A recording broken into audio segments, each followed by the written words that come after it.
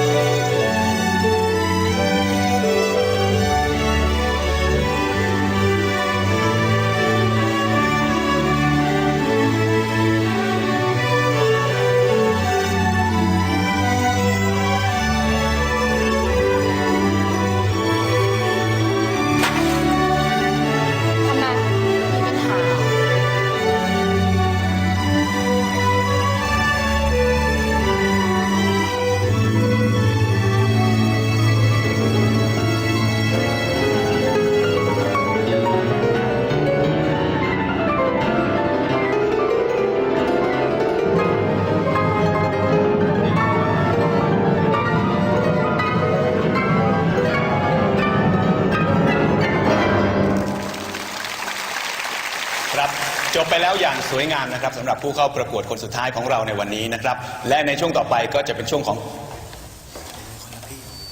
ครับเรายังเหลือผู้เข้าประกวดอีก1 ท่านนะครับในวันนี้เราไปพบกับเธอกันเลยครับ